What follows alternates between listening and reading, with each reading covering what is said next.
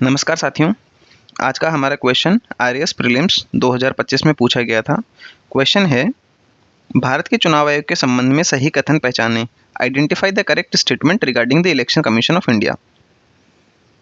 Option है, भारत का चुनाव आयोग एक स्थायी संवैधानिक निकाय यानी कि कॉन्स्टिट्यूशनल बॉडी है। इसकी स्थापना 25 जनवरी 1952 को संविधान के अनुसार की गई थी। दूसरा ऑप्शन है, बहुमत द्वारा निर्णय लेने की शक्ति के साथ बहुसदस्यीय आयोग की अवधारणा 1995 से लागू हुई।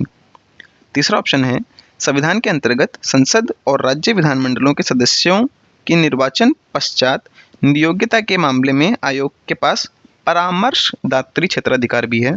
चौथा ऑप्शन है, राष्ट्रपति मुख्य चुनाव आयुक्त और चुनाव आयुक्तों की नियुक्ति करता है और उनका कार्यकाल 5 वर्ष या 60 वर्ष की आयु तक जो भी पहले होता है। अगर आप इस क्वेश्चन का सही आंसर जानते हैं तो आप हमें कमेंट सेक्शन में ज़रूर बताएं। चलिए हम इसका करेक्ट आंसर डिस्कस कर लेते हैं। Election commission of India is a permanent constitutional body. This is correct, क्योंकि ये कॉन्स्टिट्यूशन में ही मेंशन्ड है आर्टिकल नंबर 324 में, इसलिए ये फर्स्ट पार्ट इसका करेक्ट है। परंतु प्रॉब्लम ये है कि वो 25 जनवरी 1952 को उसकी स्थापना नहीं हुई थी, 25 जनवरी 1950 को हुई थी। तो पहला ऑप्शन गलत है।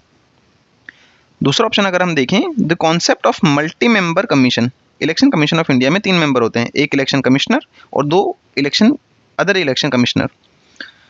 परंतु ये सिस्टम 1995 से नहीं है, 1993 से चल रहा है। तो दूसरा ऑप्शन भी इनकरेक्ट है।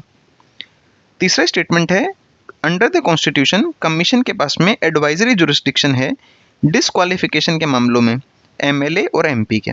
ये स्टेटमेंट बिल्कुल करेक्ट है। जब भी कोई मेंबर एमपी या एमएलए के तौर पे इलेक्ट होता है और उसके बाद में अगर उसके कोई डिस्क्वालिफिकेशन का मैटर है तो उस मैटर पर election commission of India president या गवर्नर को एडवाइस करता है। तो ये स्टेटमेंट बिल्कुल करेक्ट है। वैसे तो हमें आंसर मिल गया है, पर एक बार हम फोर्थ ऑप्शन भी डिस्कस कर लेते हैं। प्रेसिडेंट चीफ इलेक्शन कमिश्नर एवं अदर इलेक्शन कमिश्नर्स को अपॉइंट करता है और उनका टेन्योर 5 साल या फिर 60 साल होता है की उम्र तक होता है। परंतु ये स्टेटमेंट गलत है, क्योंकि 6 ईयर्स तक का टेन्योर होता है और 65 ईयर्स तक की एज जो भी पहले हो वहाँ तक हो सकता है। तो ये स्टेटमेंट गलत है। तो इस क्वेश्चन का जो सही आंसर है वो है ऑप्शन नंबर 3। संविधान के अंतर्गत संसद व राज्य के विधानमंडलों के सदस्यों की निर्वाचन के पश्चात नियोग्यता के मामले में आयोग के पास एडवाइजरी जुरिस्डिक्शन है। मिलते हैं नेक्स्ट क्वेश्चन के साथ।